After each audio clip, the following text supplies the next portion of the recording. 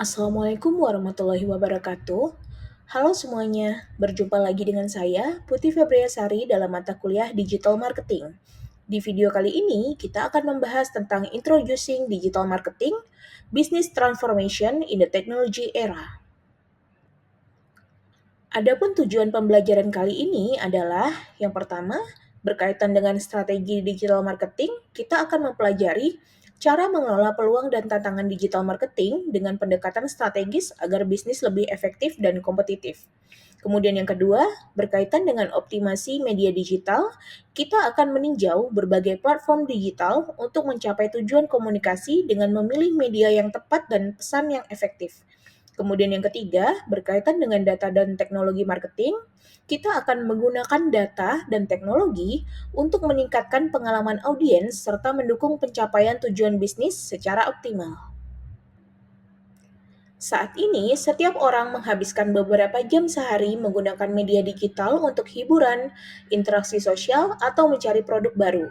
Brand atau merek yang tidak mengintegrasikan elemen digital dalam strategi pemasarannya akan kehilangan peluang untuk mempengaruhi konsumen di titik-titik penting secara online. Pemasaran digital memberikan berbagai teknik komunikasi inovatif untuk menjangkau dan melibatkan audiens guna mendukung tujuan bisnis. Selain itu, pemasaran digital memungkinkan interaksi dan personalisasi sesuai minat target audiens. Bahkan dalam beberapa kasus, seperti pemasaran di mesin pencari atau media sosial, tersedia pilihan organik tanpa biaya iklan langsung. Apa sih sebenarnya yang dimaksud dengan digital marketing?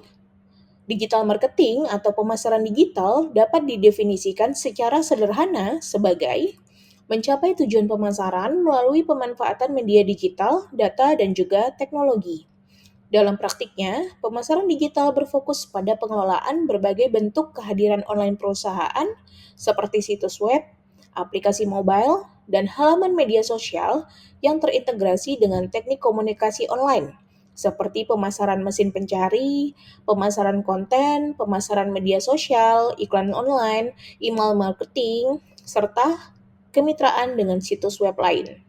Teknik-teknik ini digunakan untuk mencari pelanggan baru dan memberikan layanan bagi pelanggan yang sudah ada, guna membangun hubungan yang lebih kuat melalui manajemen hubungan pelanggan atau yang juga dikenal dengan Customer Relationship Management. Gambar ini menunjukkan tentang persimpangan 3 jenis media online utama yang digunakan dalam pemasaran digital, yaitu paid media, owned media, dan juga earned media.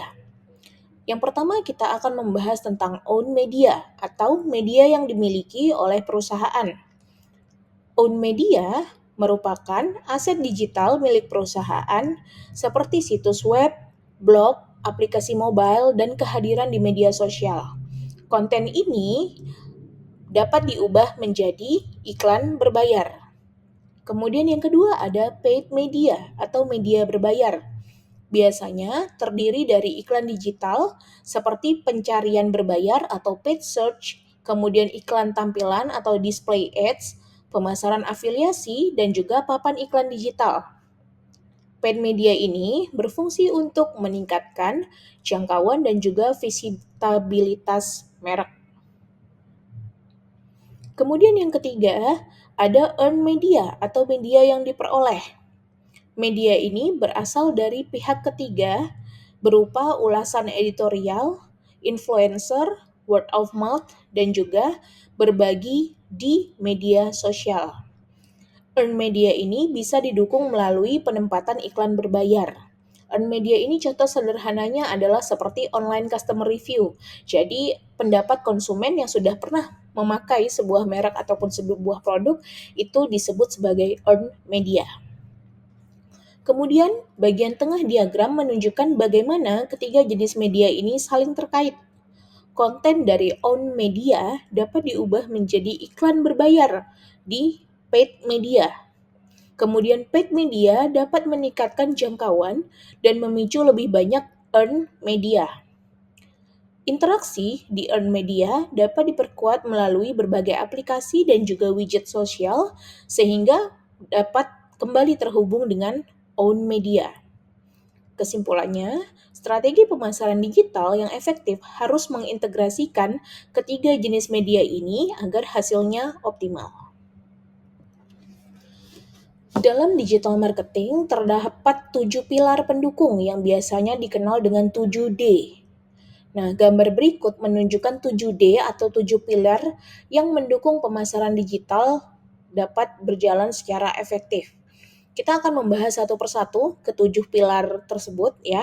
Yang pertama ada digital goals atau tujuan digital. Ini berkaitan dengan menentukan strategi merek, tujuan komunikasi secara smart. Smart itu spesifik, measurable, achievable, realistic, dan juga time bound.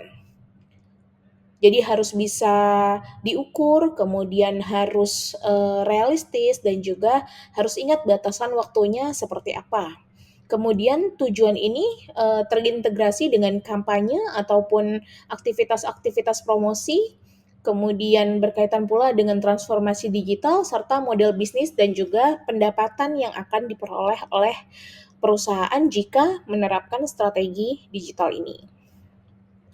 Kemudian yang kedua ada digital audience atau audience digital. Menargetkan berbagai segmen seperti bisnis ke konsumen atau B2C, kemudian bisnis ke bisnis atau B2B, kemudian konsumen ke konsumen atau C2C, serta mengidentifikasi target pasar dan juga persona pelanggan. Kemudian pilar yang ketiga ada digital devices atau perangkat digital.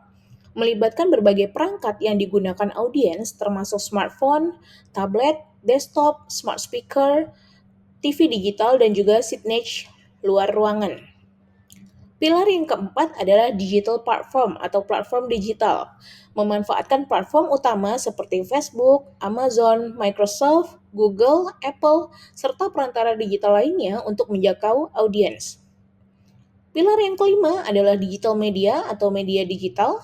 Menggunakan berbagai jenis media seperti iklan berbayar atau paid media, kemudian media yang dimiliki atau own media, dan juga media yang diperoleh atau earned media, serta memanfaatkan situs web, pemasaran melalui mesin pencari, media sosial, email, dan juga public relation berbasis konten.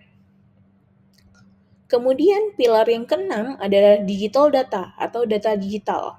Mengelola data pelanggan termasuk profil, perilaku, nilai pelanggan, preferensi komunikasi, serta analisis big data untuk pengambilan keputusan yang lebih baik. Kemudian pilar yang terakhir atau yang ketujuh ada digital teknologi. Menerapkan teknologi pemasaran seperti software as a service, kemudian cloud marketing, otomatisasi pemasaran, kecerdasan buatan atau AI, serta augmented and virtual reality.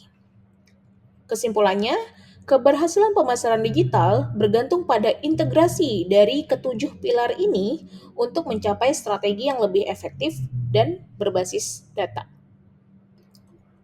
Setelah menyiapkan pilar utama untuk menjalankan digital marketing, sebuah perusahaan atau organisasi perlu menyusun rencana terkait tujuan yang akan dicapai. Tujuan atau goals tersebut dalam digital marketing dikenal dengan 5S atau 5S. Nah, gambar ini menjelaskan 5S Goals of Digital Marketing, yaitu 5 tujuan utama pemasaran digital menurut Covey and Smith. Nah, berikut adalah penjelasannya. Yang pertama ada grow sales atau meningkatkan penjualan. Mendorong transaksi penjualan secara langsung melalui saluran online dan meningkatkan offline ke online. Kemudian contohnya adalah mencapai 10% penjualan online atau meningkatkan penjualan kategori produk tertentu sebesar 20% dalam 1 tahun. Seperti itu.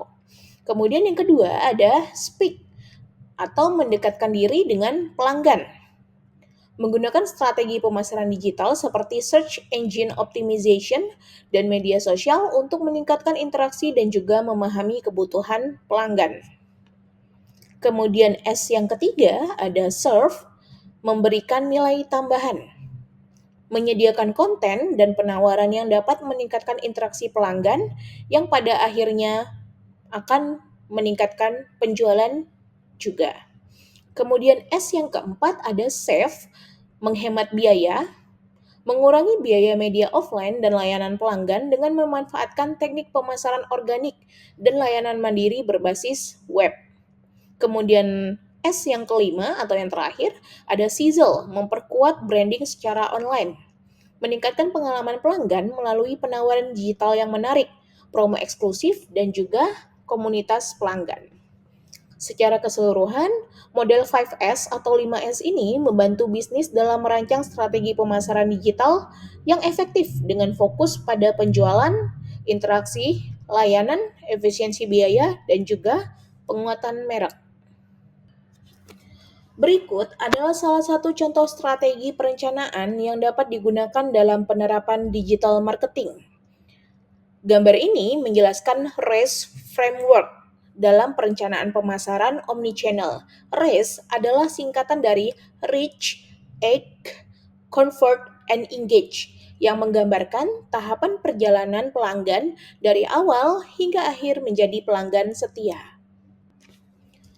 Berikut adalah penjelasan setiap tahapan. Yang pertama, reach, menjangkau. Tujuannya adalah menarik audiens baru menggunakan media digital berbayar milik sendiri dan yang diperoleh, ya, bisa paid, own, maupun earn media. Kemudian jumlah tayangannya itu sangat mempengaruhi ukuran keberhasilan dari aspek ini. Aktivitasnya biasanya bisa dilihat dari evaluasi efektivitas media, kemudian search marketing, on and earned medianya, paid medianya bagaimana, dan juga strategi akuisisi pelanggan. Hasilnya berupa orang asing atau stranger itu menjadi konsumen yang tadinya belum pernah beli, belum pernah lihat, tapi setelah melihat iklan dari produk tersebut, pada akhirnya mulai mengkonsumsi atau mulai membeli produk yang ditawarkan. Kemudian yang kedua ada act atau bertindak. Tujuannya untuk mendorong interaksi dan mengubah pengunjung menjadi prospek atau juga lead.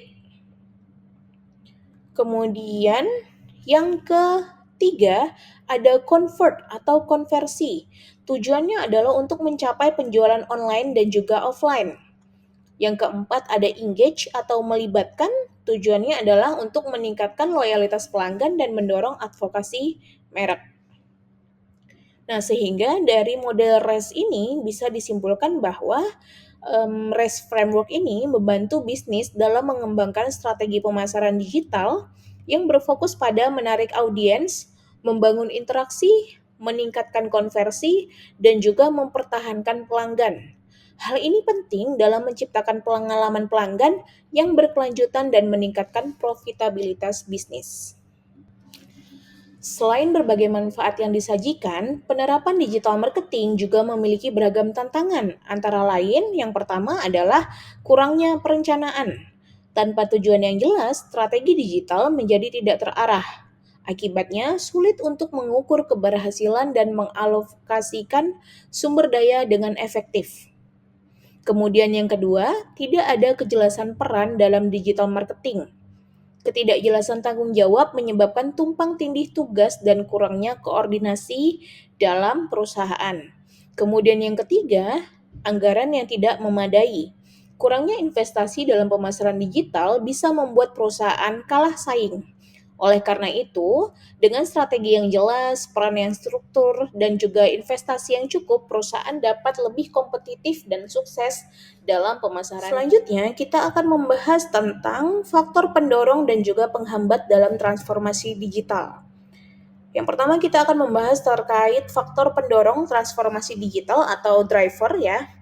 Nah, yang pertama ada digital ethnography. Fokus pada perjalanan pelanggan untuk memahami kebutuhan dan juga perilaku mereka. Yang kedua ada digital Darwinism. Perusahaan harus beradaptasi dengan teknologi baru agar tetap kompetitif. Kemudian yang ketiga ada behavioral economics. Teknologi digital menciptakan titik interaksi baru yang memperluas peluang pasar. Kemudian yang keempat ada leaders lead. Kepemimpinan yang kuat mendorong kolaborasi internal dan juga inovasi dalam organisasi.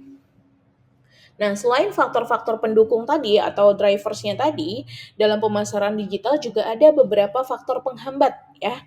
Kita akan membahas 4 faktor penghambat transformasi digital atau yang juga dikenal dengan barrier.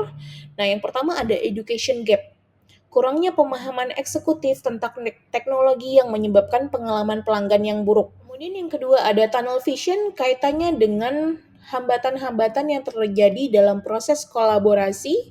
Kemudian yang ketiga ada cause effect, kurangnya sumber daya yang didedikasikan untuk transformasi digital membuat perusahaan kalah saing. Kemudian yang keempat ada data paralysis. Banyaknya data tanpa strategi yang jelas menyebabkan kebingungan dalam pengambilan keputusan. Nah, garis evolusi yang ada di tengah ini antara barrier dan juga drivers menunjukkan bahwa perusahaan yang tidak beradaptasi dengan teknologi akan tertinggal, sementara yang mengatasi hambatan akan mencapai pengalaman pelanggan digital. Setelah mengetahui tentang peluang dan tantangan dalam implementasi digital marketing, sekarang kita akan membahas tentang rencana strategis untuk mengimplementasikan digital marketing. Gambar ini menunjukkan proses pengembangan strategi pemasaran digital yang terdiri dari 3 tahap utama. Tahapan A, defining the online opportunity, menentukan peluang online. Pada tahap ini, perusahaan menetapkan tujuan e-marketing berdasarkan tujuan bisnisnya. Kemudian mengevaluasi kinerja e-marketing untuk memahami efektivitas strategi saat ini. Selanjutnya, menilai pasar online untuk memahami peluang dan tantangan yang ada. Kemudian tahap B, selecting the strategic approach, menentukan pendekatan strategis. Pada tahap ini, perusahaan menentukan strategi e-marketing yang sesuai dengan tujuan bisnis. Setelah itu, menetapkan proposisi nilai pelanggan untuk menarik target audiens, kemudian menentukan bauran komunikasi digital agar pesan tersampaikan dengan efektif. Yang terakhir, tahap C, delivering result online, mewujudkan hasil secara online. Pada tahap ini, perusahaan melaksanakan rencana e-marketing dengan mengimplementasikan strategi yang telah dibuat, meningkatkan pengalaman pelanggan untuk mempertahankan loyalitas, kemudian mengeksekusi komunikasi digital guna memastikan keterlibatan pelanggan, serta pada akhirnya menganalisis, mengukur, dan meningkatkan strategi berdasarkan hasil yang diperoleh. Proses ini berfokus pada pendekatan strategis yang terstruktur dalam pemasaran digital untuk mencapai tujuan bisnis secara efektif. Transformasi digital dalam pemasaran membutuhkan perencanaan yang jelas, strategi yang efektif, serta evaluasi berkelanjutan. Dengan mengatasi hambatan dan memanfaatkan peluang digital, bisnis dapat meningkatkan daya saing dan juga kepuasan pelanggan. Pada akhirnya, adaptasi dan inovasi adalah kunci keberlanjutan dalam era digital. Terima kasih telah menyimak video pembelajaran ini. Semoga materi yang telah disampaikan bermanfaat bagi Anda. Jangan lupa untuk terus belajar dan berkembang. Sampai jumpa di video selanjutnya dengan materi yang berbeda.